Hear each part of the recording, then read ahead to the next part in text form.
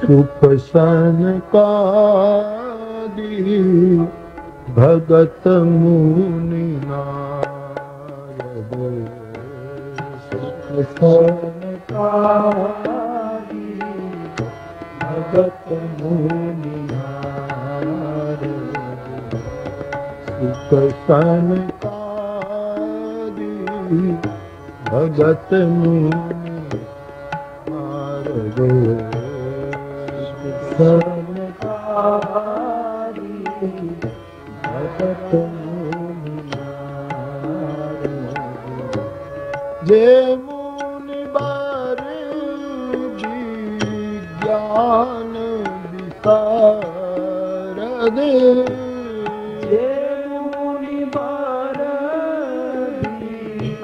ज्ञान विशारद। जे मुनि बर ज्ञान विशारद। जे मुनि बर ज्ञान विशारद। सुख सनकादि भगत मुनि नारद। सुख सनकादि भगत मुनि नारद। प्रणव सबहि धरनि धरि सीसा। प्रणव सबहि धरनि धरि सीसा। प्रणव सबहि धरनि धरि सीसा। प्रणव सबहि धरनि धरि सीसा। करहु कृपा जन जानी मुनीसा। करहु कृपा जन जानी मुनीसा। करहु कृपा जन जानी मुनीसा। करहु कृपा जन जानी मुनीसा। प्रणव सबहि धरनि धरि सीसा। प्रणव सबहि धरनि धरि सीसा। सुख सनकादि भगत मुनि नारद। सुख सनकादि भगत मुनि नारद। प्रणव सबहि धरनि धरि सीसा। प्रणव सबहि धरनि धरि सीसा। सुख सनकादि भगत मुनि नारद। सुख सनकादि भगत मुनि नारद। भगत मुनि नारद। भगत मुनि नारद। भगत मुनि नारद। भगत मुनि नारद। भगत मुनि नारद। बोलिए हनुमान जी महाराज की जय। यम प्रव्रजं मनुपेतं प्रेतकृत्यं।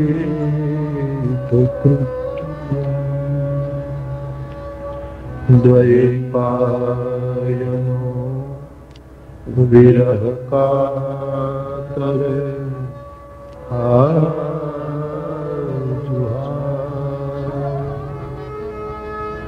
पुत्रेति तन्मयतया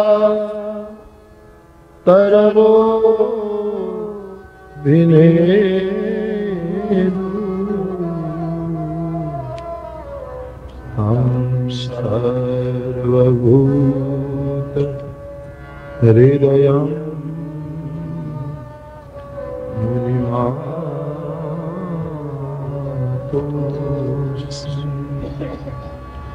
तं सर्वभूत हृदयं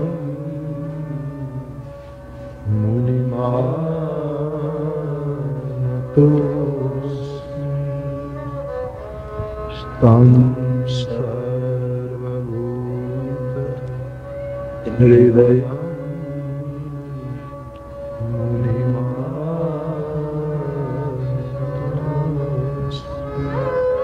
बोलिए श्री सुखदेव जी महाराज की जय।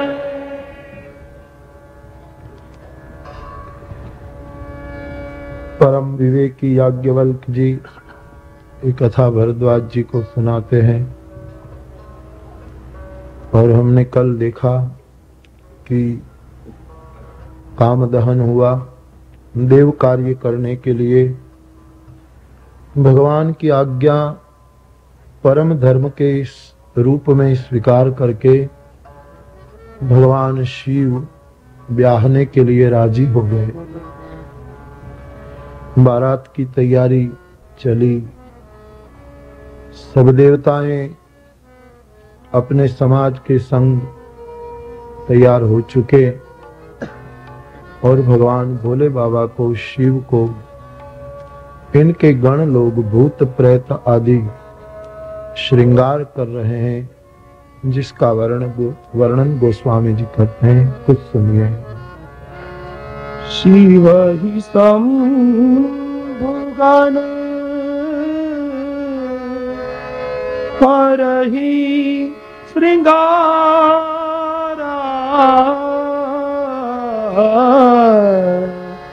शिव ही संभुगन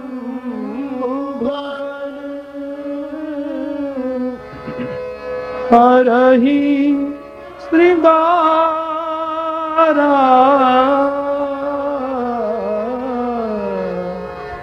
जटा मुकुट अहि मोर सवारा, जटा मुकुट अहि मोर सवारा, जटा मुकुट अहि मोर सवारा, जटा मुकुट अहि मोर सवारा, कुंडल कंकन पहिरे व्याला, कुंडल कंकन पहिरे ब्याला, धन विभूति पट हे हरि छाला, तन विभूति पट हे हरि छाला, शशि ललाट सुंदर सिर गंगा,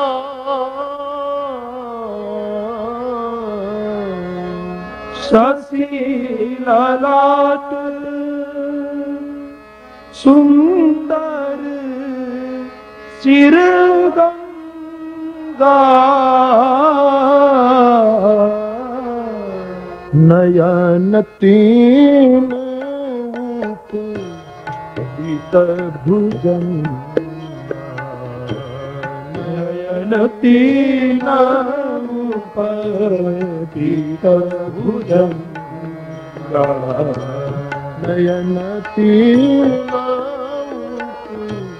उपीत भुजंगा नयन तीन उपीत भुजंगा गरल कंठ नरसिर माला कंठ नरसिर माला शिव बेस शिव राम कृपाला शिव बेस शिव राम कृपाला शिव बेस शिव राम कृपाला शिव बेस शिव राम कृपाला शिव ही शंभुगण करहि श्रृंगार शिव ही शंभुगण करहि श्रृंगार जटा मुकुट अहि मोर संहारा जटा मुकुट अहि मोर सवारा अहि मोर संहारा अहि मोर सवारा अहि मोर संहारा अहि मोर सवारा शिवगण शिव का श्रृंगार करते हैं। जटा का मुकुट बनाया, मुकुट के पर मोर के रूप में सांप को लगाया, कानों में कुंडल की जगह, हाथ में कंगन की जगह सांप लपेट लिए,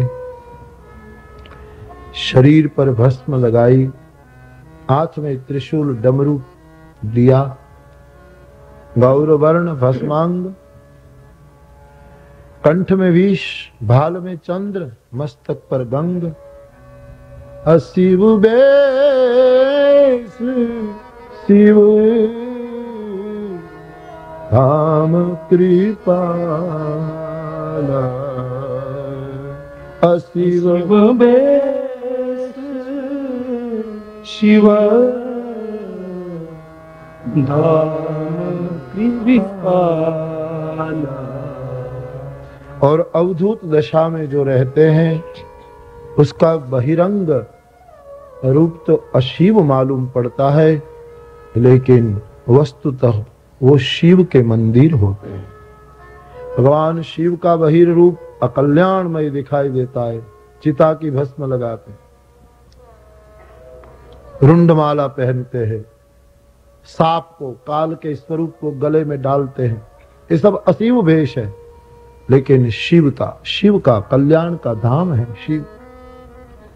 बहुत से अर्थ महात्मा लोग करते हैं कि भगवान शिव ने जटा बनाकर क्या बताया हमको कि हे जीव, तेरा ब्याह हो तब तेरे सिर पर जटा होगी, यानी तुम्हारे संसार की जंजाल ही तेरी जटा है।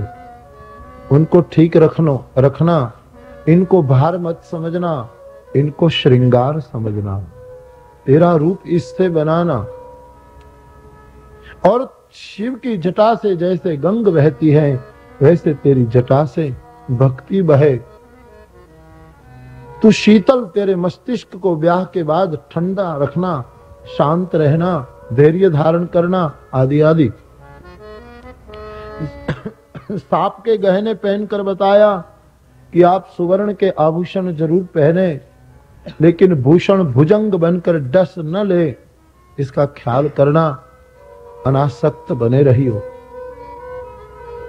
भस्म लगाकर दुनिया को ये दिखाया कि शरीर एक बार मिट्टी होने वाला है, भस्म होने वाला है, इसका स्मरण रखियो।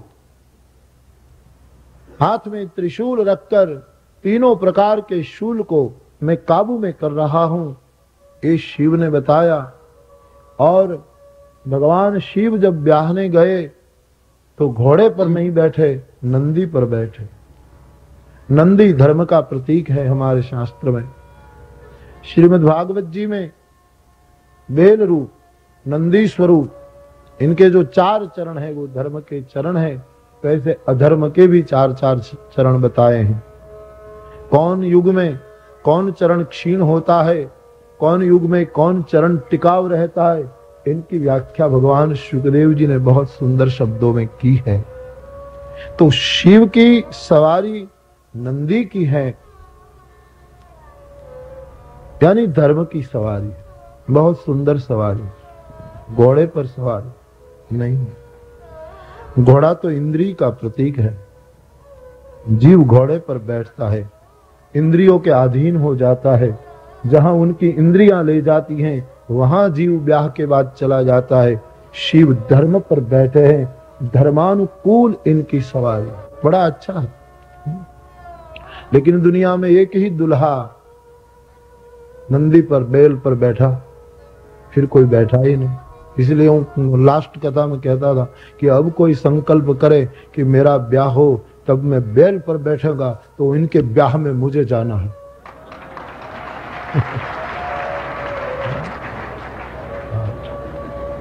कोई ऐसा संकल्प करे, मुझे पहले से जनाना।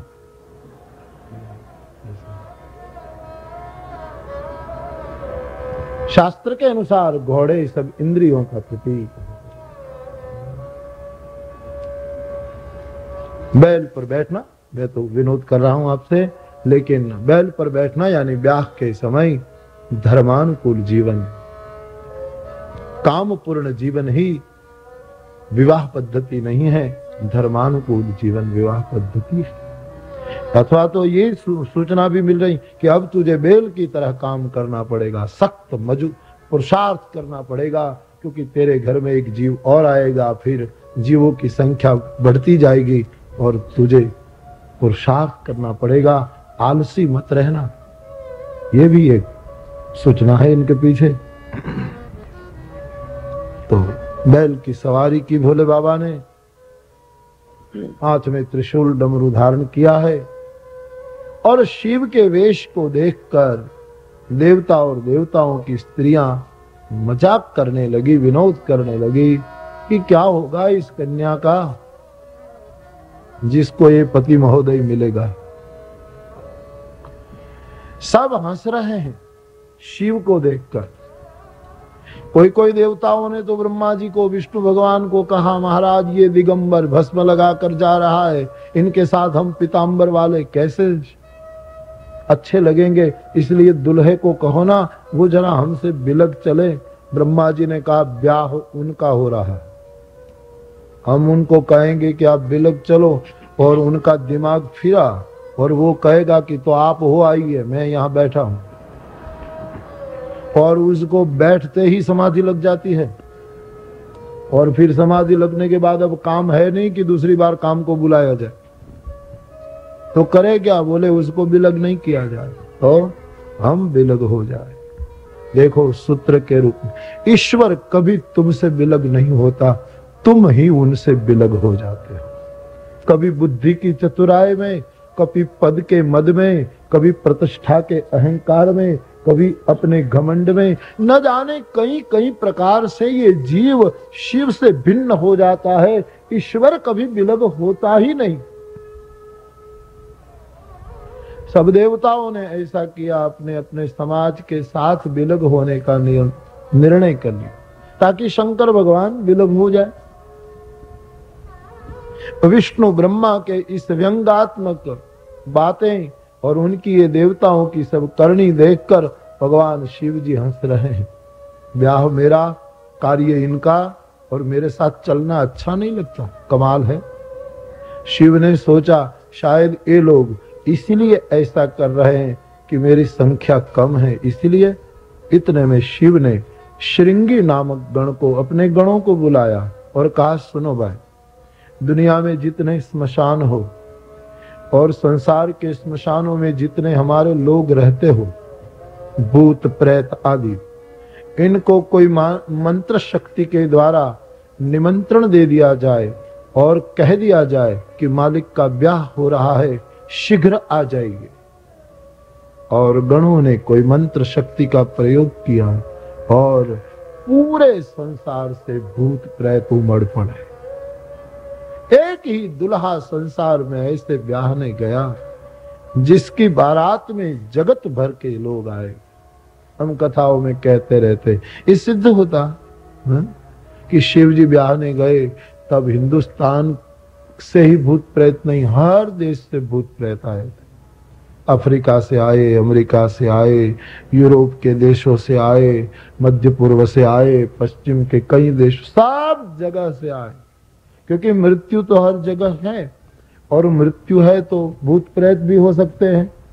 तो बाबा जी के जितने अनुयायी दुनिया में फैले थे वो सब आए। फर्क इतना था कि हिंदुस्तान से जो भूत प्रेत आए वो हर हर महादेव बोल रहे थे और दुनिया के और देशों से जो आए वो हर हर नहीं बोलते थे, हाय हाय अपनी बोलेंगे। वो तो अंग्रेजी में बोलेंगे ना, वो भूत प्रेत जो आए होंगे, कोई अमेरिकन भाषा में, कोई फ्रेंच में, कोई ये भाषा में, कोई ये भाषा में, अपनी अपनी भाषा में बोल। और हमारे बाबा तो सकल कला गुणधाम सब भाषा जानते थे, तो जैसा जो बोलता ऐसा जवाब शंकर जी देते। सब कला जानते भगवान शिव जी। हिंदुस्तान के जो भूत प्रेत आए, हिंदुस्तान से वो गंगा जल, जमुना जल, सरजू जल, पवित्र जल, कुएं का जल, ऐसा पवित्र जल पीते थे। और दुनिया के और देशों से जो भूत प्रेत आए थे वो कभी कभी आप जो पीते हैं सो पीते थे। हमारे वक्त कथाओं में कहते रहे, भाई कथा सुन रहे हो, कथा का अमृत पी रहे हो, तो कथा सुनने के बाद ऐसे नाश करने वाले, नशे में चूर करने वाले, अपनी फर्ज और अस्मिता को भुलाने वाले पीने को त्याग देना, शराब आदि छोड़ देना। भगवान का अमृत पिया, अब और क्या पीना। बात समझ में बैठे, आज तक कर लिया, टेस्ट तो कर लिया आपने, स्वाद ले लिया, अब छोड़ दो। छोड़ोगे? हाँ क्या पीते ही नहीं है तो शुरू करोगे?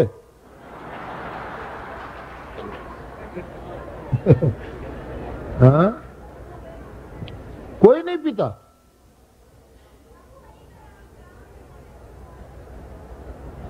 पीछे बैठे हैं वो भाई लोग पीते हैं? न पीते हैं तो मेरे लिए बहुत खुशी की बात है। यदि पीते हैं तो कृपया छोड़ दे।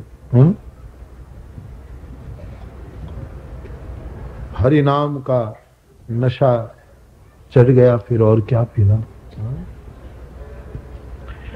शिव की बारात में इतने भूत प्रेत आए जिसका वर्णन करते हुए बाबा जी लिखते हैं, कोई दुबले हैं, कोई स्थूल हैं, कोई पवित्र है, कोई अपवित्र है, किसी को मनुष्य का चेहरा, किसी को पशुओं का चेहरा। ऐसी जमात है कि जिसका वर्णन करना नहीं बनता। गोस्वामी जी कोशिश कर रहे हैं, सुनिए।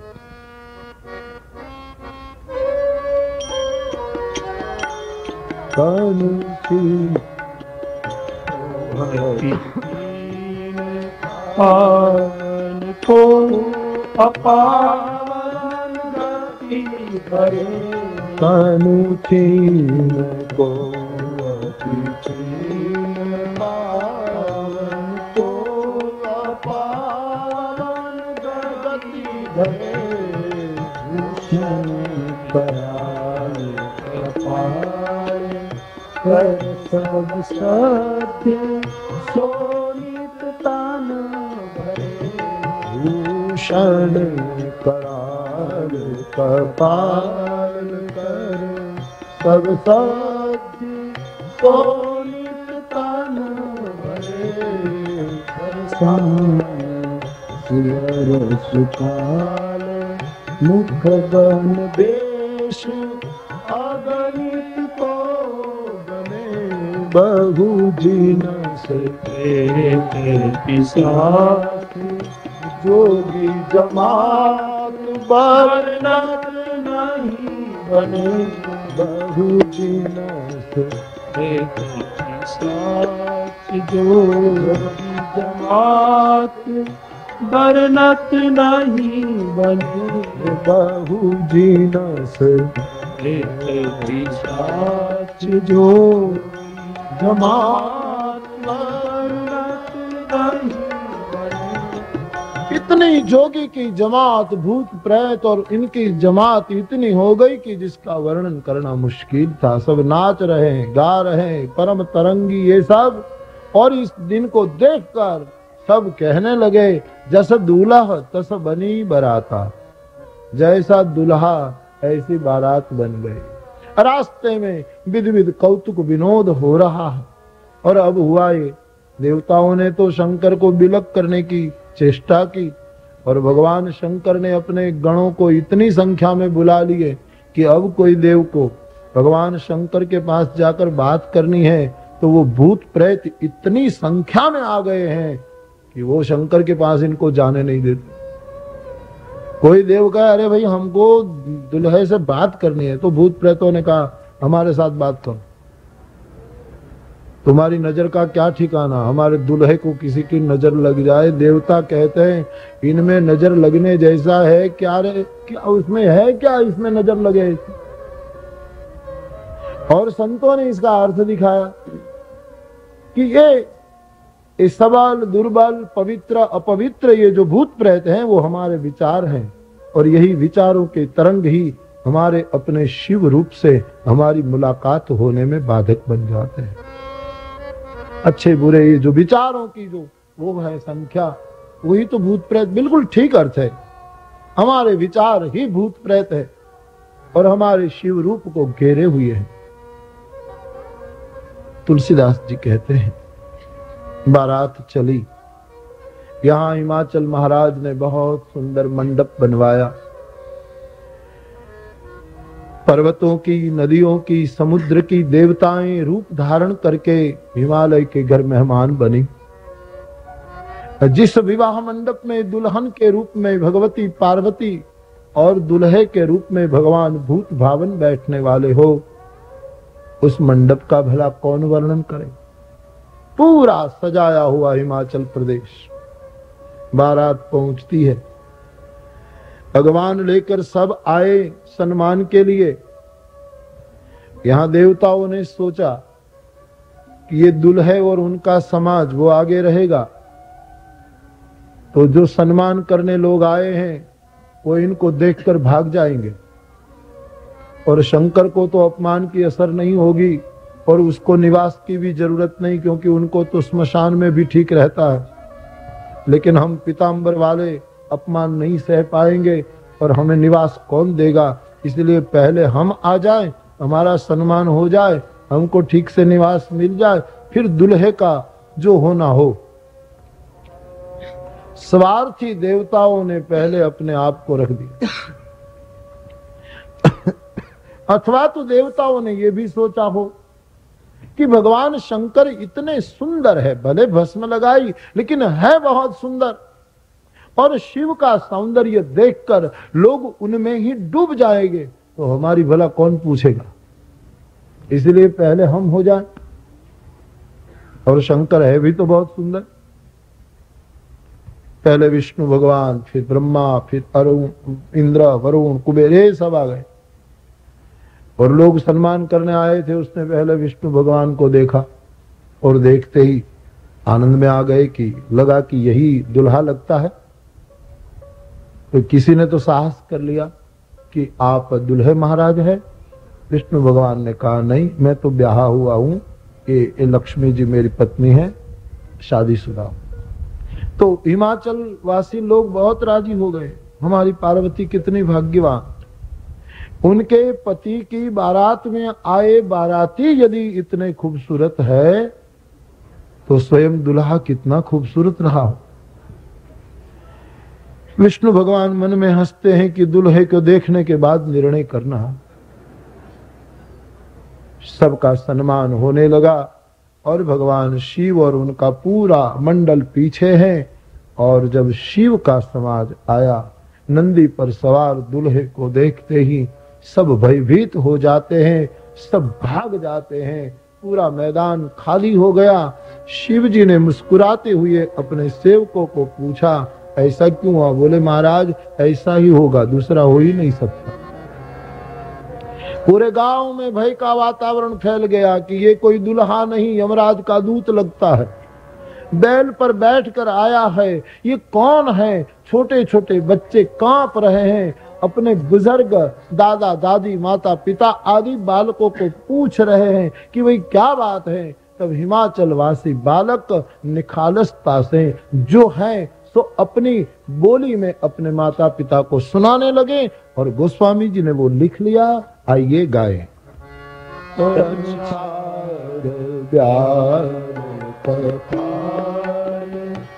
भूषण जटिल भयंकरा संभूत प्रेत पिशाच जोगी विकट मुख रजनी चला जो जियत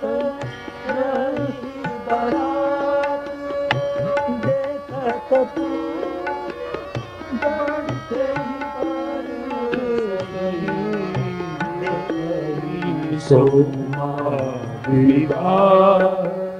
घर घर बात और सिलाई कान कहीं घर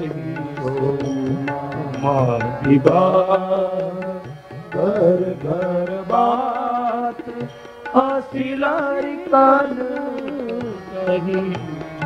बालक अपने माता पिता को कहने लगे, दुल्हा ने अपने शरीर पर भस्म लगाई है, नग्न है, तनुछार ब्याल सर्प लगाए हैं, कपाली है, तनुछार ब्याल कपाल भूषण नगन जटिल भयंकरा, जटिल है भयंकर है, उनके साथ कोई अच्छे लोग नहीं, भूत प्रेत ये सब है। माता पिता को बच्चे कहने लगे, हमको तो लगता है जिन्होंने बहुत पुण्य किए होंगे वही जीवित रहेंगे और जो जीवित रहेंगे वो ही ब्याह विधि देख पाएंगे, बाकी तो दूल्हे को देखकर प्राण त्याग कर देंगे। ऐसा दूल्हा स्वयं डमरू बजा रहा है, हाथ में त्रिशूल रखा है, साफ साफ शब्दों में बच्चे ने कह दिया। तुलसीदास जी का मनोविज्ञान अभ्यास, मनोवैज्ञानिक अभ्यास देखिएगा।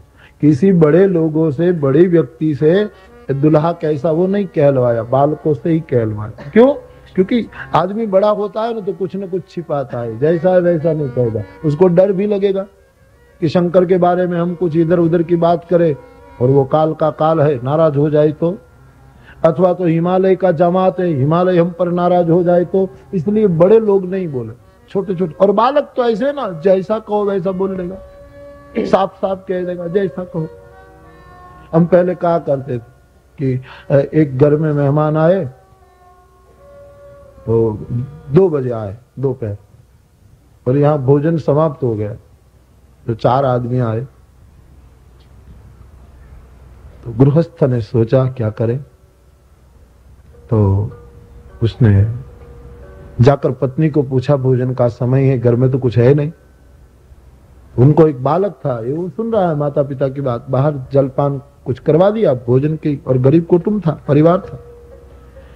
तो पुरुष जरा ढीला हो गया कि कैसे भोजन कराएंगे, क्या करेंगे। तो पत्नी ने कहा, ढीले मत हो, आप ऐसा करो, 5 रुपया कहीं से 5 रुपये का कच्चा उधार माल ले आओ, मैं अभी पूरी शाक बना लूं और भोजन करा दे 1 घंटे में। उस आदमी ने कहा कि हम गरीब हैं, 5 रुपये का कौन माल देगा हमको? अरे बोले वचन देना, यकीन दिलाना कि 5 रुपये हम शाम 5-6 बजे लौटा देंगे। पुरुष ने पूछा अपनी पत्नी को, शाम 5 बजे कैसे 5 रुपये लौटाएंगे, घर में तो कुछ है नहीं। अरे बोले आपने नहीं सुना, ये मेहमान कह रहे हैं कि 4 बजे हमें जाना है, तो हम भोजन करा देंगे, फिर 4 बजे जाएंगे। तो क्या ऐसे ही जाएंगे? बेटे के हाथ में कम से कम 5 रुपया तो देते जाएंगे, और वो 5 रुपया व्यापारी को दे देना, बात बन जाएगी। पुरुष को वो हो गया, वो गया, सामान ले आया, पूरी साग बनाया, मेहमानों ने भोजन किया। 4 बजे उनको जाना था, वो खड़े हुए, आपने हमारी बहुत वो की, हम जाए। तो सब चारों चल पड़े, लेकिन चारों भूल गए कि बालक के हाथ में कुछ देना चाहिए। आए तब न मिठाई लाए, न खिलौने लाए, कुछ नहीं लाए, तो अब तो कुछ देना चाहिए, भूल गए। और जैसे घर के आंगन के बाहर जा रहे थे, तब चारों में से एक को याद आया, अरे कैसे हम लोग हैं, बेचारे ने कितने भाव से रसोई बनाई, भोजन करवाया, और हमने कुछ नहीं दिया। तो उसी समय उसने उस गृहस्थ के बालक को बुलाया, बेटा इधर आ। तब उनकी माता को ये आनंद हुआ कि अच्छा भगवान ने उसको याद दिलाया।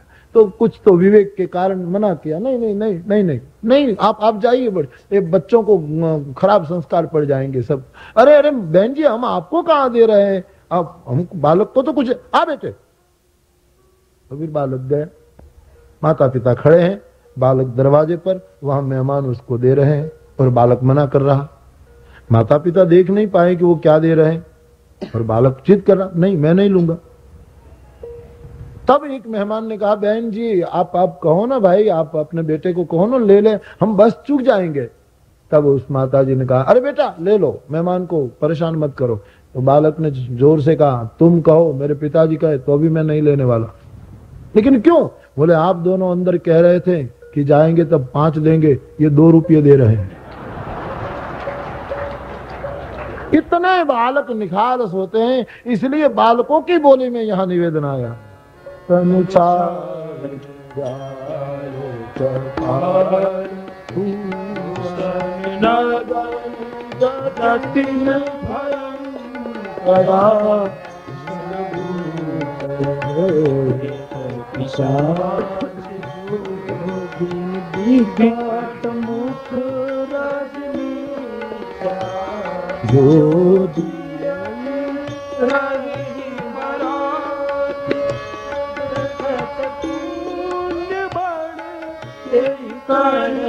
सही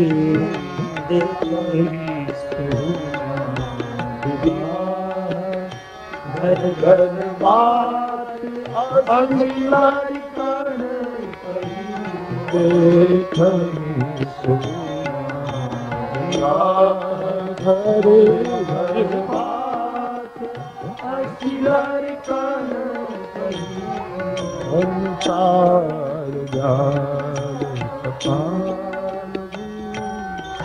बालकों ने जैसा है वैसा वर्णन कर दिया।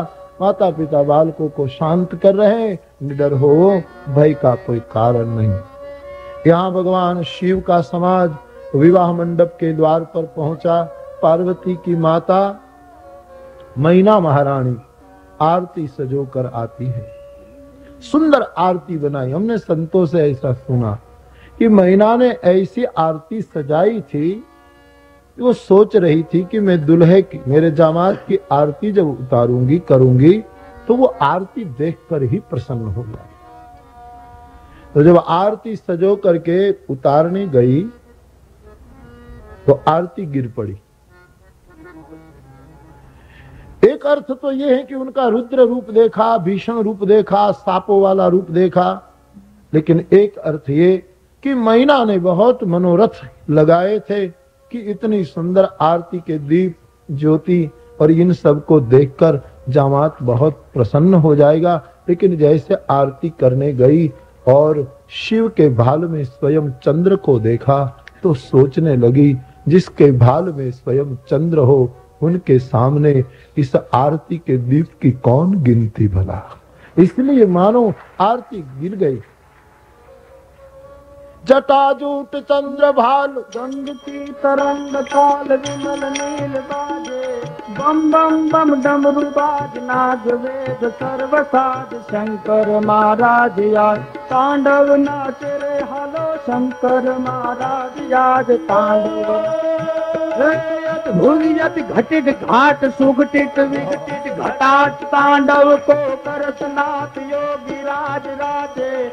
जय जय जय जपत देव वंदन पद महादेव, राम कृष्ण करत से श्याम तू विराजे। बम बम बम डमरू बाज नाग वेद सर्व साज, शंकर महाराज आज तांडव नाचे रे, हालो शंकर महाराज आज तांडव नाचे। भलकत है चंद्र भलकत है चंद्र भाल, झलकत है नैन झलकत है गल विशाल, मुंडन की माला भक्त प्रणत प्रणत पाल, नाम रटत तो निहाल, काटत है फंद फाल दीन दयाला। शोभे योगी स्वरूप सहत वखाशीष, धूप धुर्जित भस्म लेप सुंदरिया भारी, सुंदर मूर्ति समाज हरदम जुग जोड़ियात, भजबू मन भीमना शंकरिया भारी, भजबू मन भीमनाथ शंकरिया।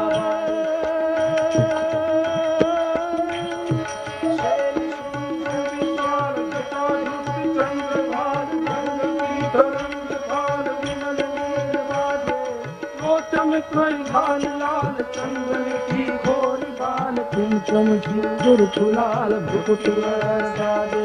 मुंडन को कंठमाल विलसित हृदय कुशाल, फटिक जूल रुद्रमाल हरदयाल राचे। बम बम बम डमरू बाज नाग वेद सर्व साज, शंकर महाराज आज तांडव नाचे रे, हालो शंकर महाराज आज तांडव नाचे। बाज तुई तुई तुई करत गाज, विविध वाद शंखनाद शुंगनाद भेरी, चुमक चुमक चुम चुमाक घूंघर गम गम गमाक, झांझर झम झम जमाक चम चमक चमाके। किट तत यत यत की लच की मच की पट की पट की पट की पन, घट पर यच की लच की सच की बुरी साजे। बम बम बम डमरू बाज नाद वेद सर्व साज, शंकर महाराज आज तांडव नाचे रे, हालो शंकर महाराज आज तांडव नाचे। शंकर महाराज आज तांडव नाचे। भगवान शिव के भाल के चंद्र को देखकर मानो आरती गिर पड़ी। दूसरा कारण यानी ये स्वरूप ऐसा था कि डर कर गिर पड़ी। सखियां मूर्छित मैना को निज मंदिर में ले गई और भगवान शिव ने अपने गणों को पूछा कि भाई ऐसा क्यों हुआ।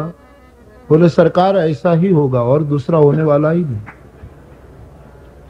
देवता लोग भगवान शिव को समझाने लगे कि मालिक भगवान महादेव, जब तक ब्याह हो जाए और हिमाचल राज अपनी बेटी को विदा कर दे, तब तक कृपया आप हमारे आभूषण अलंकार और वस्त्र परिधान करें, क्योंकि आपके गले में काल को सांप को देखकर भला कौन नहीं डरेगा। शिव ने देवताओं को कहा, सुनो भाई, मेरे वेश में कोई परिवर्तन नहीं होगा। हिमाचल को बेटी देनी हो तो दे, न देनी हो तो इनकी मर्जी।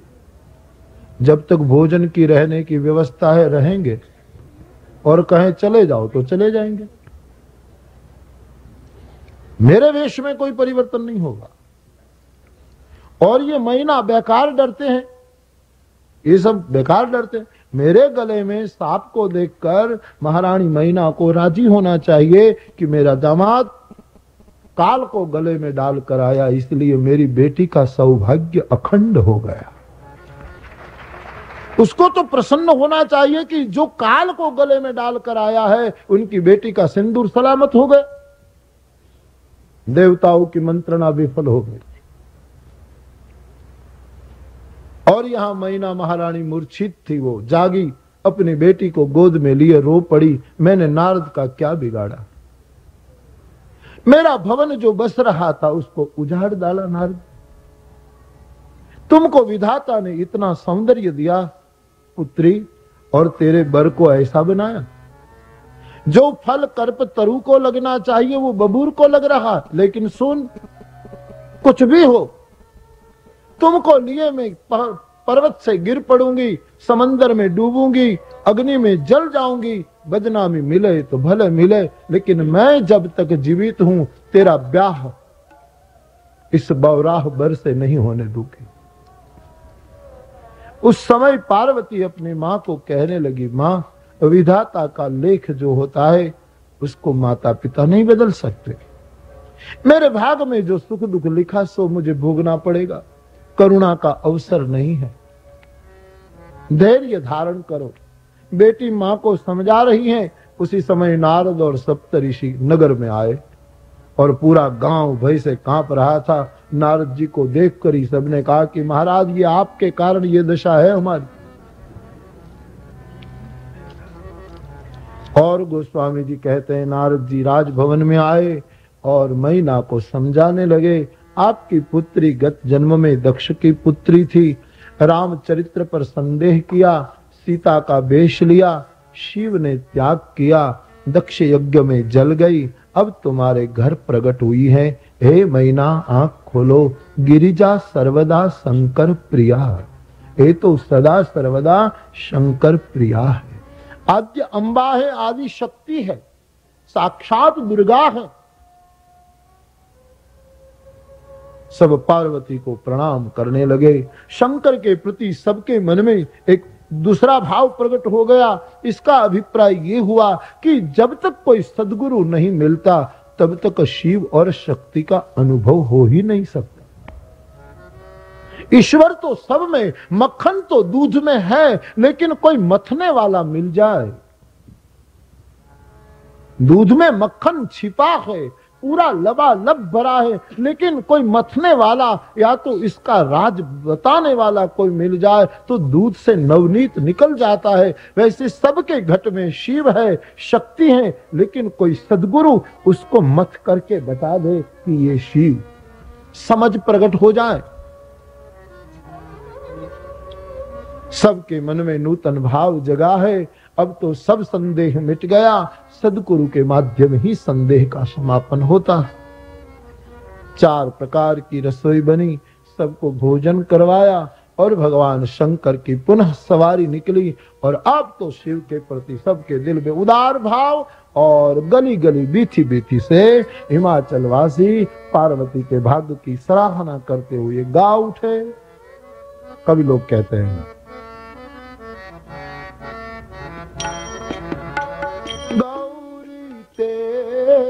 परम भाग गौरी तेरो परम भाग, गौरी तेरो परम भाग, गौरी तेरो परम भाग।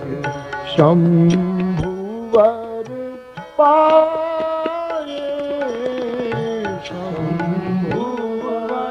पाए, शंभुवर पाए,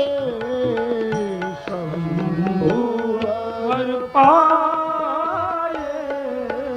आज तो हमारे द्वारे, आज तो हमारे द्वारे, आज तो हमारे द्वारे, आज तो हमारे द्वारे।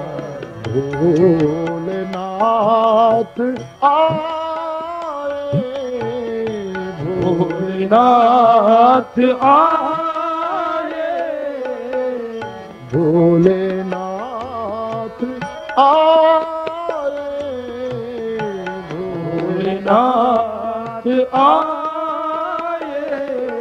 सब लोग पार्वती के भाग्य की सराहना करने लगे। गौरी कितनी भाग्यवान है, आरती हुई, मंगल सम्मान हुआ। शिव सुवर्ण सिंहासन पर देवताओं को, ब्राह्मणों को आदर देते हुए विराजित हुए।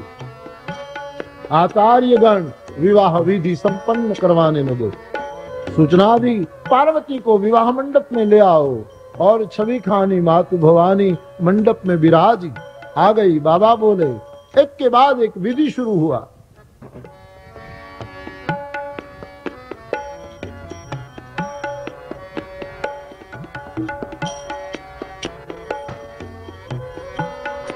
गिरीश और मैना उपस्थित है। हाथ में दर्भ के तिनके और अपनी बेटी का पानी लेकर वेद मंत्रों के उच्चारणों के बीच मानसकार कहते हैं, पार्वती का हाथ सौंप दिया शिव को। भगवान शिव जी ने पानी ग्रहण किया, मांग भर दी गई। आकाश में से देवताओं ने पुष्प वृष्टि की और जय जयकार से वातावरण गूंज गया है। शिव और पार्वती का विवाह हुआ। गणेश की पूजा भावरी हुई। आनंद से वातावरण संपन्न हुआ और आचार्य गणों ने मंगलाष्टक गा दिए। राम राज मणि सदा विरयते, राम रमे संगाते,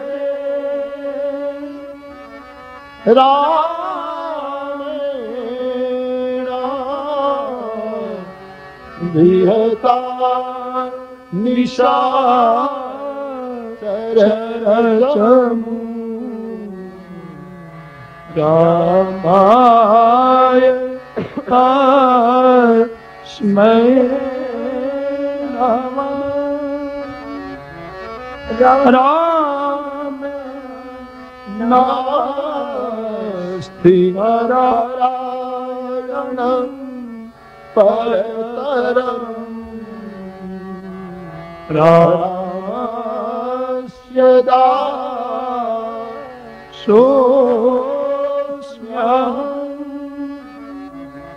रामे चिरलय सदा भवतु मे, कुर्यात् सदा मङ्गलम्, कुर्यात् सदा मङ्गलम्, कुर्यात् सदा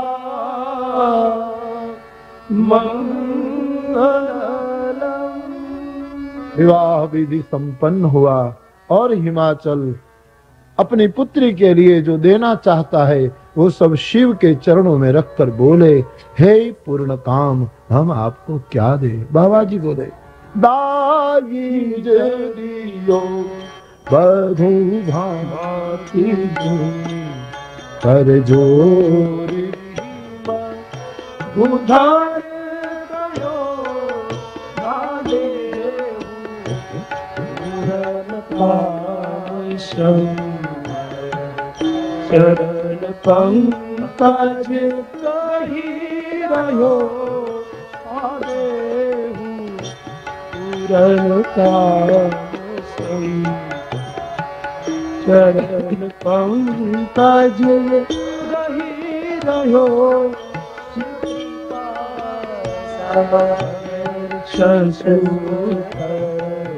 संतोष सब भाटी कियो पूरी गए पद पाठो मये ना प्रेम परिपूरा नहीं पूरी गए पद पाठो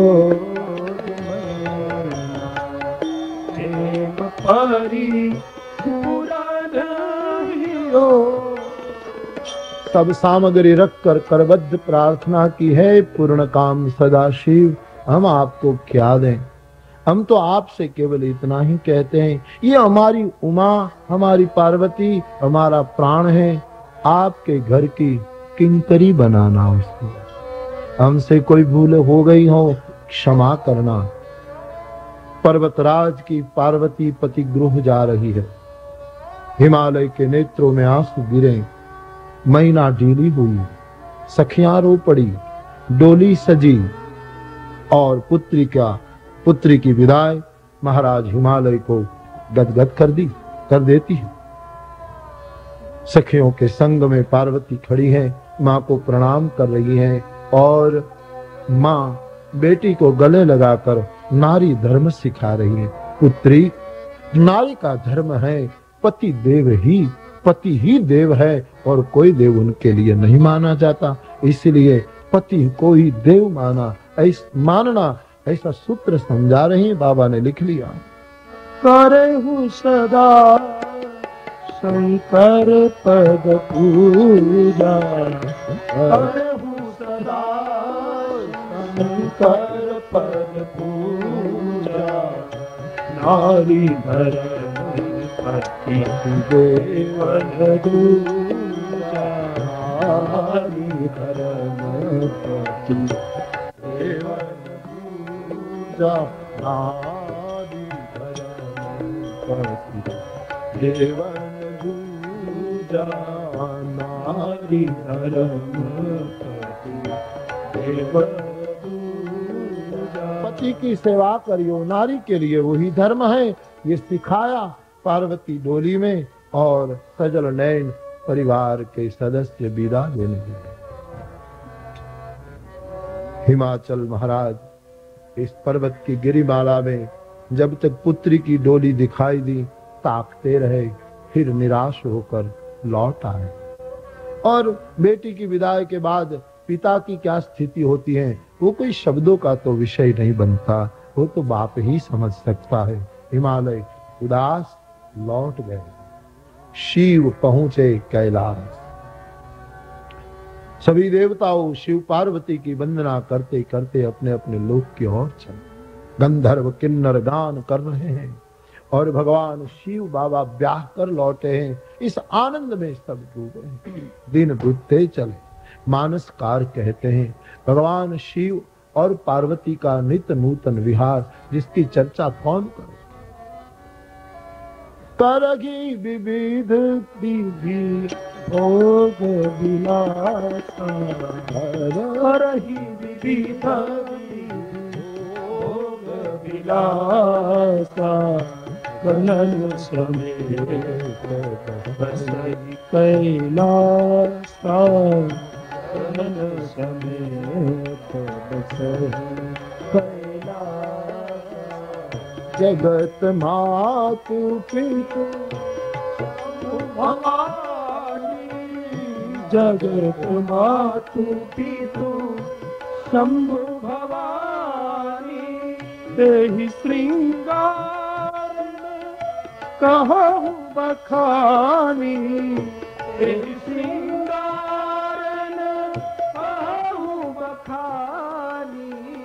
तब जन्म में छठ बदन तुम्हारा, तब जन्म में छठ बदन तुम्हारा।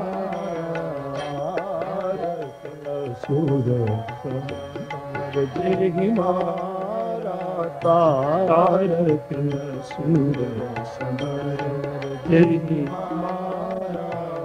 जगत मातु शंभु भवानी, जगत मातु शंभु भवानी। जगतः पितरो वंदे पार्वती परमेश्वरो, वागर्थावि समपृक्तो आदर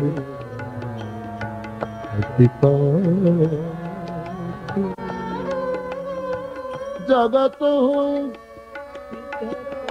वंदे, जगत के माता पिता भगवान पार्वती और परमेश्वर परमेश्वरो। वे संसार के माता पिता शिव पार्वती, भला इनके संसार का कौन वर्णन कर सकता है। और मर्यादा का भी तो सवाल उठता है, क्योंकि माँ बाप का संसार का वर्णन पुत्र नहीं करे और करना उचित नहीं है। कुछ काल बीता, पार्वती ने पुत्र को जन्म दिया, कार्तिक स्वामी का जन्म हुआ है और ये पुरुषार्थ के प्रतीक कार्तिकेय का जन्म होता है और पूरे संसार में उनकी कीर्ति उजागर हुई। वही पार्वती के पुत्र ने तारकासुर को मार दिया और इस परम पुरुषार्थी पुत्र की महिमा गाते गाते गोस्वामी जी लिख देते हैं अंत में, जागे जान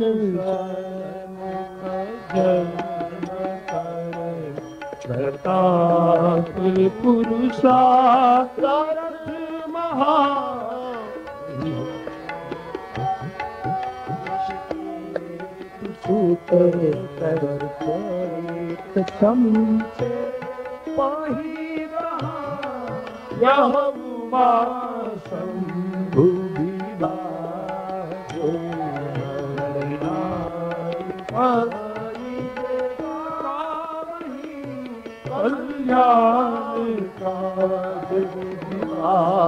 मंगल सर्वदा सुख पावही, सर्वदा सुख पावही, सर्वदा सुख पावही। ये उमा और पार्वती के विवाह की कथा जो नर नारी गाएंगे उनके मंगल प्रसंगों में भगवान सुख प्रदान करेंगे, ऐसा कहकर समुद्र जैसा भगवान शंकर का चरित्र, इनका पार कौन पार। चरित सिंधु गिरिजा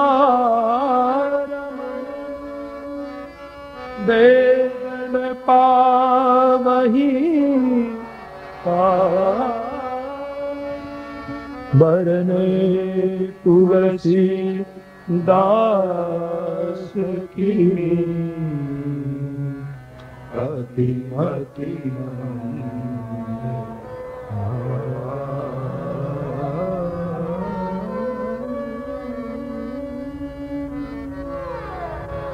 समुद्र जैसा भगवान शिव का चरित्र, भगवान वेद भी रुक जाते हैं, मेरे जैसा मति मंद गवार कैसे उनका गान। महिम्ना पारंत परम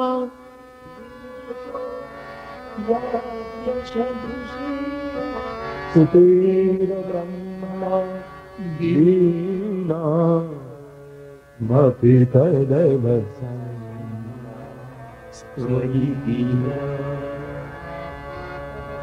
भगवान शिव की महिमा कौन पार पा सकता है। हे भरद्वाज जी, कहते कहते याज्ञवल्क्य ने कहा कि मैंने आपको राम कथा के बदले पहले शिव कथा सुनाई, आपको ऐसा तो नहीं हुआ कि मैंने विषयांतर कर दिया, लेकिन मैंने समझ कर ये कथा कही। प्रथम कहा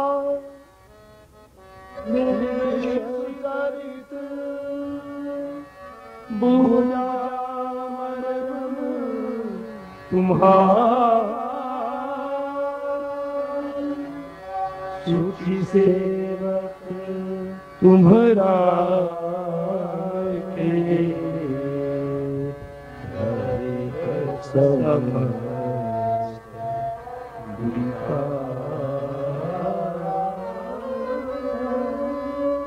मैंने पहले शिव चरित्र कहकर, हे ऋषि आपका मर्म जान लिया, पक्का हो गया आप राम के सच्चे भक्त हैं, आपका जीवन विकारों से मुक्त है, इसलिए राम अमृत अब आपके जीवन में रख जाएगा, क्योंकि पात्र बिल्कुल विकारों से मुक्त है। जिसको शिव चरित्र में रुचि न हो उनको राम भक्ति नहीं मिलती महाराज। और कोई भी मार्गदर्शक, कोई भी सद्गुरु, कोई भी प्रवक्ता श्रोता का मर्म जान लेगा, फिर ही उसको वो आगे आगे ले जाएगा, स्वाभाविक है। अधिकारी वक्ता में ये लक्षण सहज सिद्ध हो जाता है। उस सभा को देखकर जिसको मार्गदर्शन करना है उनकी नब्ज पकड़ लेता है, मर्म समझ लेता है कि इनको कैसे आगे ले चले, फिर वो मार्गदर्शन करेगा। बिना सोचे, बिना जाने, मर्म समझे बिना मार्गदर्शन शायद बेकार हो सकता है। हमारे देहातों में बहुत पुरानी बातें जो कही जाती, पहले हम कहा करते कि एक युवक भागा जा रहा था, एक किसान गाय भैंस चरा रहा था, रास्ते में खड़ा था, लाठी के आधार पर अपनी मस्ती में खड़ा था। तो वो युवक वहीं से गुजरा और इस किसान को पूछने लगा, अरे भाई साहब, ये जो सामने गांव दिखाई दे रहा है, वहीं से मुझे 3 बजे की बस पकड़नी है, तो कृपया मेरी घड़ी में अब 2:30 तो बज चुके हैं, और मैं यदि ये बस चूक गया तो मेरा बहुत बड़ा काम बिगड़ सकता है। कृपया बताइए, मैं अनजान हूं, और बताइए ना मैं वो गांव कितने मिनटों में पहुंच जाऊंगा। वो किसान खड़ा रहा, न हिला न कुछ बोला। युवक ने सोचा कि शायद सुना नहीं, तो दूसरी बार पूछा, अरे वडील बताइए ना, मैं कितने मिनटों में वहां पहुंचूंगा, क्योंकि 3 बजे की बस है, चुका तो मेरा काम बिगड़ सकता है, 2:30 तो बज चुके। फिर भी उसने कोई जवाब नहीं दिया। तीसरी बार पूछा, 10 मिनट तक युवान पूछता रहा, उसने कोई जवाब ही नहीं दिया। युवान को लगा शायद ये पागल लगता है, या तो बहरा मूंगा लगता है, उसको पता नहीं है, इनसे समय बर्बाद करे, इससे तो अच्छा है कि मैं दौड़ चलूं। तो वो दौड़ने लगा। जैसे वो दौड़ा तो वो किसान ने बोला, ए वापस आ। और वो वापस लौटा। कहा, उस गांव तू 10 मिनट में पहुंच जाएगा। तो बोले, इतना कहना था तो पहले 10 मिनट पहले क्यों नहीं बताया? बोले, तेरी गति देखे बिना मैं कैसे कह सकता कि कितने मिनटों में पहुंच जाएगा, क्योंकि तू धीरे चलेगा, दौड़ेगा, तेरी गति देखने के बाद मैं निर्णय कर सकता। तू जिस तरह दौड़ा इस तरह दौड़ेगा तो 10 मिनट में पहुंच जाएगा। गति देख कर ही निर्णय किया जाता है। प्रथम कहा, मैं शिव चरित्र बूझा मरम तुम्हार, सुचि सेवक तुम राम के रहित समस्त विकार। महाराज, आप शिव के परम भक्त हैं, आप राम भक्ति के, राम कथा के अधिकारी हैं, आप राम जी के उपासक हैं, क्योंकि आपका लक्षण ऐसा बता रहा है। आनंद हुआ।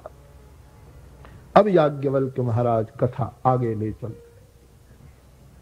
हे भरद्वाज जी, शिव और पार्वती एक बार कैलाश पर विराजित है। ये पहले शिव चरित्र रखकर फिर राम कथा में हमको ले जाते। इसका एक अर्थ संतों ने यह भी बताया कि श्रद्धा और विश्वास का संलग्न उनका मिलन हो जाए, तभी ही जीव के हृदय में परमात्मा का प्रागट्य हो सकता है। वरना तो बिना श्रद्धा विश्वास तो योगियों के हृदय में बैठा हुआ ब्रह्म भी योगी को नहीं प्राप्त होता। इसलिए श्रद्धा और विश्वास का समन्वय व्यक्ति के जीवन में अनिवार्य है। इसलिए पहले ये शिव चरित्र रख दिया रामचरितमानस में। अब राम कथा की ओर हमको ले चलते हैं, लेकिन हम राम कथा की ओर चले इससे पूर्व 1-2 मिनट के लिए उनकी रहमत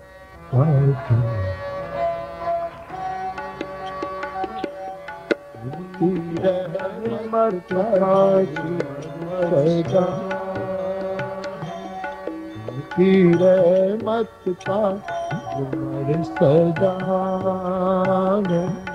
की रहमत का झूमर सजा, उनकी रहमत का झूमर सजा है, उनकी रहमत का झूमर सजा। भोले बाबा की महफिल सजी है, भोले बाबा की महफिल सजी है, मेरे बाबा की महफिल सजी है, मेरे बाबा की महफिल सजी है, उनकी रहमत का झूमर सजा है, उनकी रहमत का झूमर सजा है, उनकी रहमत मत का झूमर सजा है, उनकी रहमत का झूमर सजा है। कमली वाले की महफिल सजी है, कमली वाले की महफिल सजी है, कमली वाले की महफिल सजी है, कमली महफिल सजी है, कमली वाले की महफिल सजी है, कमली वाले की महफिल सजी है। मेरी झोली भी सरकार भर दो, मेरी झोली भी सरकार भर दो, मेरी झोली भी सरकार भर दो, मेरी झोली भी सरकार भर दो।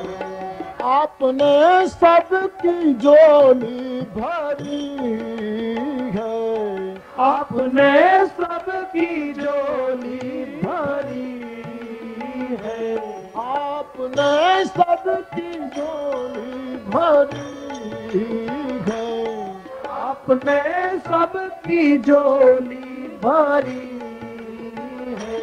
मुझको महसूस ये हो रहा है, मुझको महसूस ये हो रहा है, मुझको महसूस ये हो रहा है, मुझको महसूस ये हो रहा है।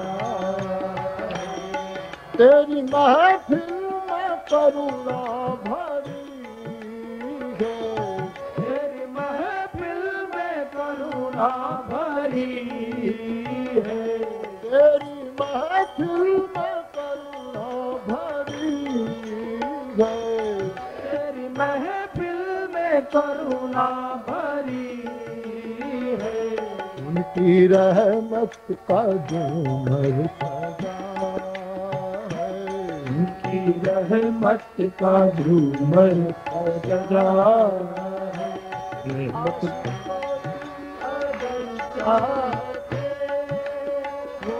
आशिकों तुम अगर चाहते हो, आशिकों तुम अगर चाहते हो, आशिकों तुम अगर चाहते हो, सब जियारत करे श्रीकावास की, सब जियारत करे श्रीकावास की, सब जियारत करे श्रीकावास की, सब जियारत करे श्रीकावास की। मेरी झोली मेरी झोली सबकी झोली भरी है, आपने सबकी झोली भरी है।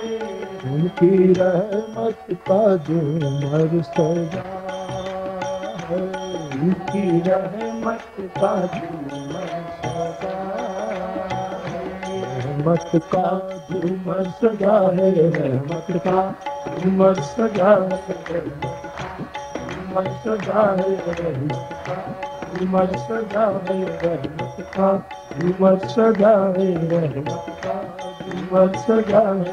करम बनकर सखा बनकर वफा बनकर अखा बनकर झूमर सजा है, रहमत का झूमर सजा है, रहमत का झूमर सजा है, झूमर सजा है।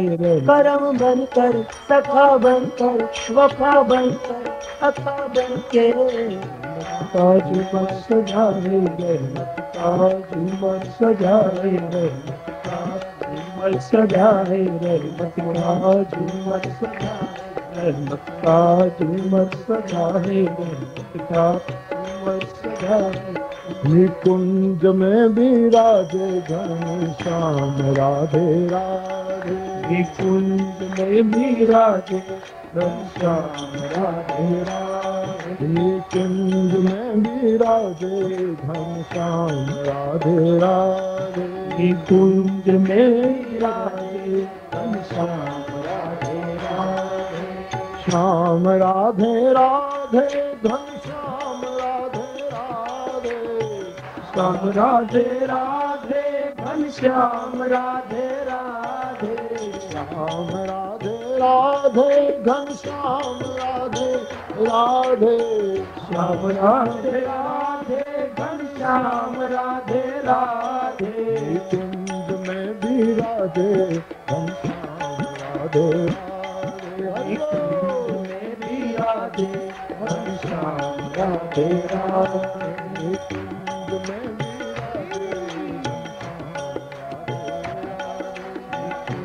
में विराजे घनश्याम राधे राधे। निकुंज में विराजे घनश्याम राधे। इस बेवफा की आंख से आंसू निकल पड़े। इस बेवफा की आंख से आंसू निकल पड़े। हसरत भरी निगाहें बड़ा काम कर गई। हसरत भरी निगाहें बड़ा काम कर गई। महफिल में बार बार किसी पर नजर गई। हमने बचाई लाख मगर फिर उधर गई। हमने बचाई लाख मगर फिर उधर गई। तुझे देते नहीं देखा लेकिन मेरी झोली भरी देखी। तुझे देते नहीं देखा लेकिन मेरी झोली भरी देखी। तो मेरी झोली भी सरकार कर। मेरी झोली भी सरकार। मेरी झोली भी सरकार। मेरी झोली भी सरकार। आपने सबकी झोली भरी है। आपने सबकी झोली भरी है। आपने सबकी झोली भरी है। आपने सबकी झोली भरी है। उनकी रहमत का झूमर सजा।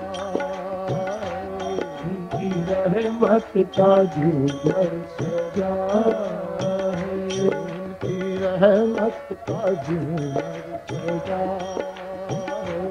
उनकी रहमत का झूमर सजा है।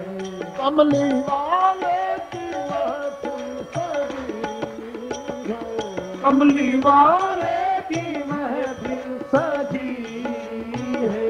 कमली वाले की महफिल सजी है। कमली वाले की महफिल सजी है। उनकी रहमत का झूमर। उनकी रहमत का झूमर सजा है। उनकी रहमत का झूमर सजा है। उनकी रहमत का झूमर सजा है। उनकी रहमत उनकी रहमत भक्त का जीवन सजा। बोलिए सच्चे दरबार की जय।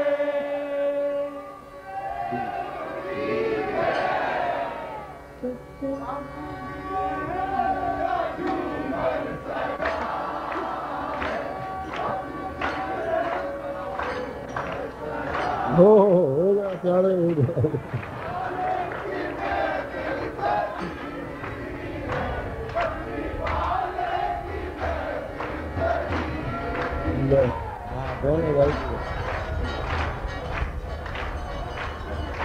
सुनो सुनो, अरे सुनियो, हमको कुरुक्षेत्र में पूछा गया, एक भाई ने पूछा हमको कि बापू राम के संग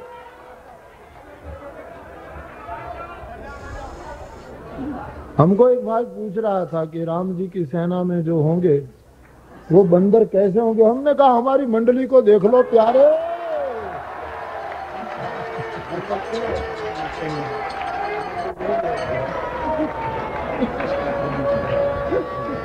और संसार में ऐसे भगवान के काम में लगे युवान वही बंदर सुंदर है, बाकी सब कुरूप है। संसार जो भगवान के कार्य में लग रहा। और मुझे बड़ी खुशी है कि आज पूरे संसार में कितने युवन भाई बहन इस मस्ती में प्रवेश कर रहे हैं। जो क्लब में भटकते, जो शराब में भटकते, जो इधर उधर भटक जा, कितनी मस्ती में लोग भगवत कार्य में लगे। बेटे मेरी बहुत बहुत दुआ है।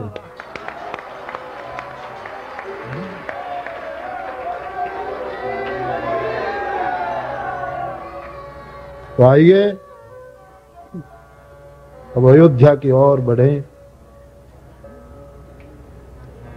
शिव बैठे हैं कैलाश पर, गौर वर्ण भस्मांग है।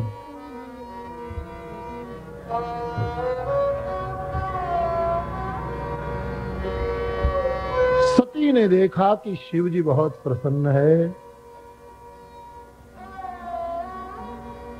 योग्य समय पाकर शिव के पास आई।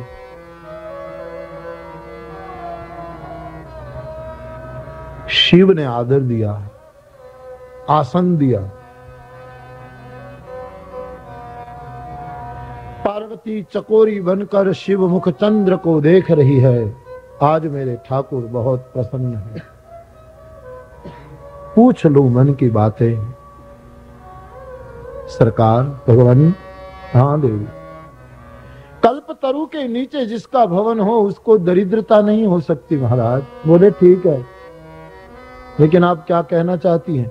बोले आपके चरणों की दासी बनकर बैठी हूं और मेरे मन का संदेह न मिटे। क्या संदेह? आप नाराज न हो तो पूछियो। और भवानी ने पूछा, गत जन्म में मैं सती थी, आपके संग अगस्त के आश्रम से निकली, रामचरित्र देखा, संदेह किया, सीता का वेश लिया, आपसे झूठ बोली, आपने मेरा त्याग कर दिया।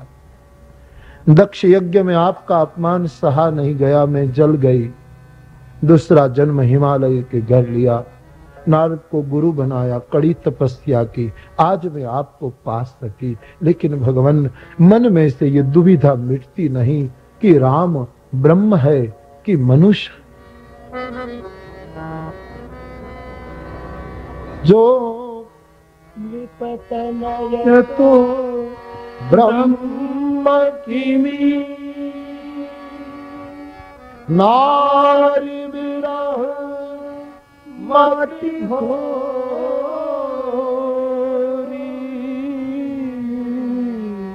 जासु चरित महिमा सुनत भ्रमति भूरि।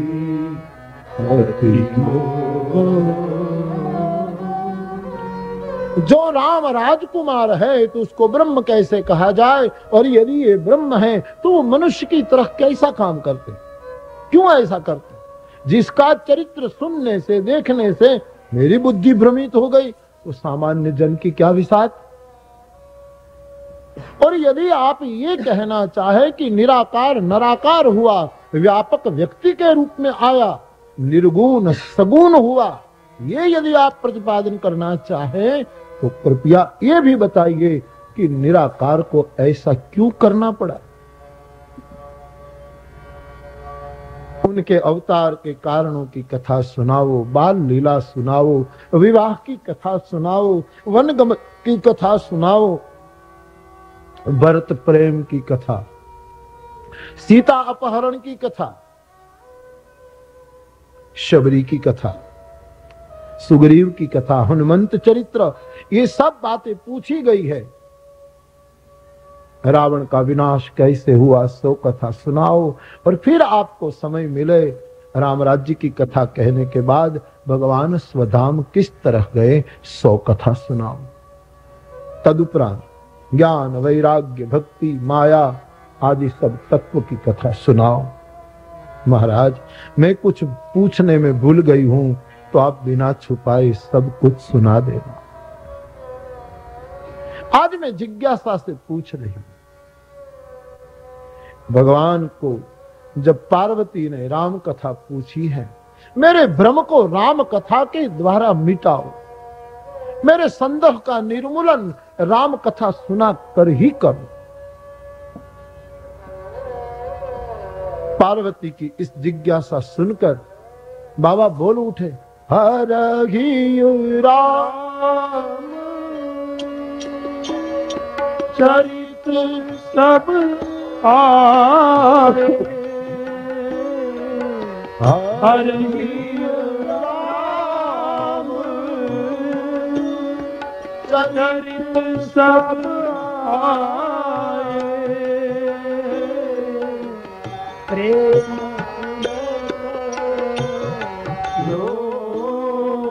जग छाए,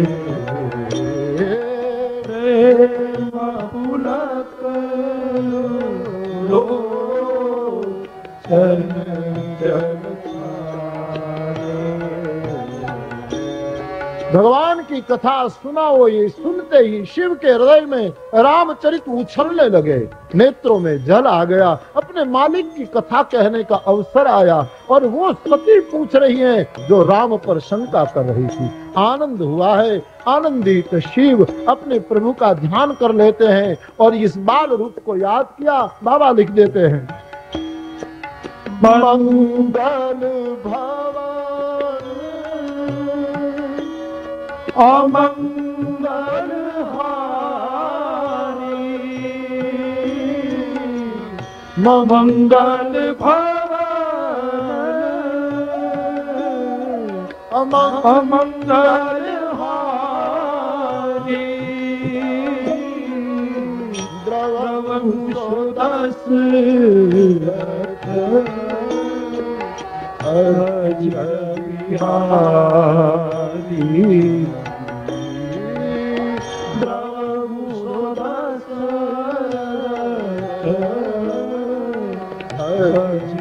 बिहारी, बंदाऊ रूप सोई राम, बंदाऊ रूप सोई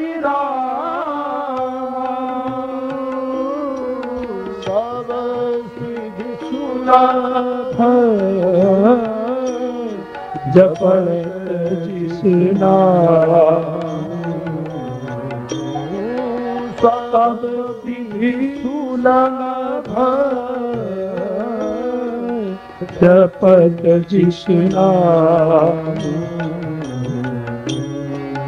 करी प्रणाम राम, मरी त्रिपुरारी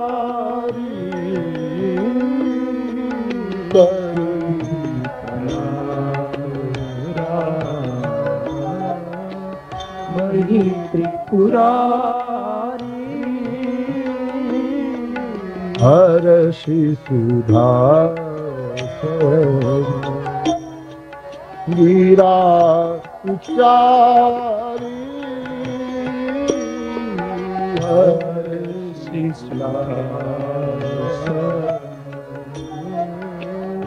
गिरा उच्चारी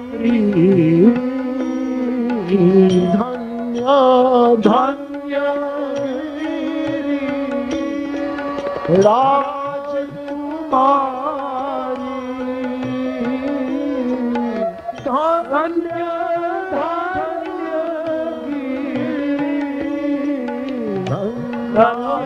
धन्य गिरी राजकुमारी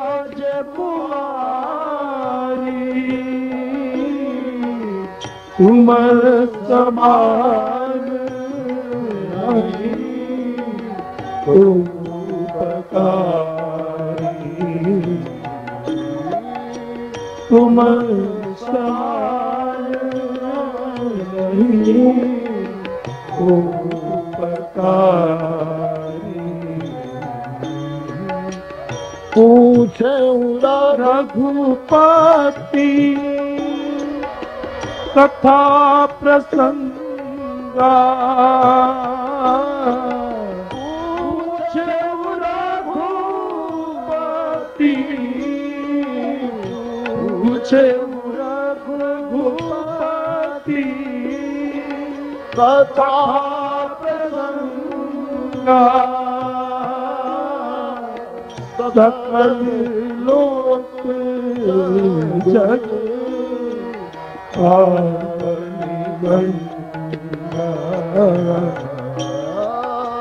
सकल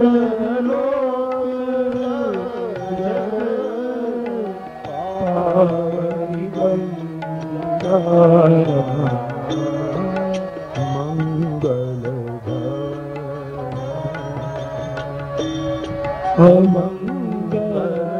मंगलहारी मंगल अमंगल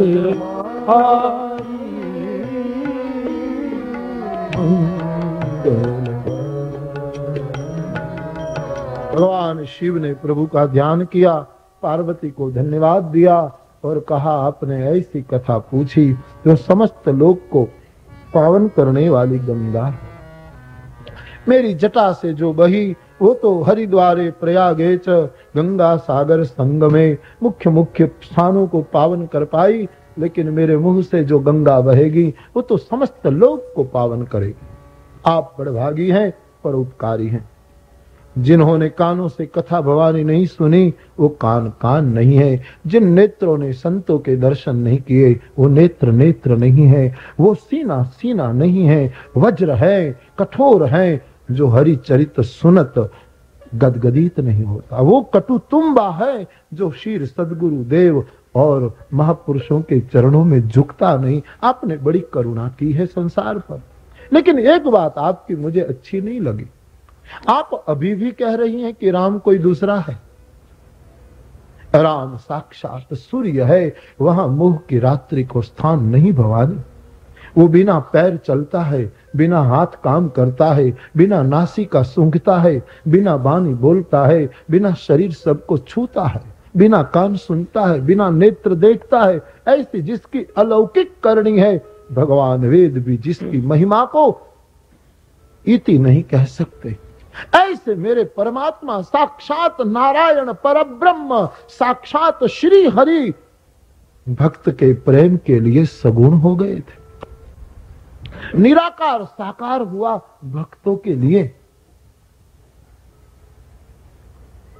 भवानी के मन का समाधान होता है और जिज्ञासा प्रकट करती है, महाराज आपके वचनामृत से मेरा संताप दूर हो गया, अब भगवान की कथा बिना विलंब कहो।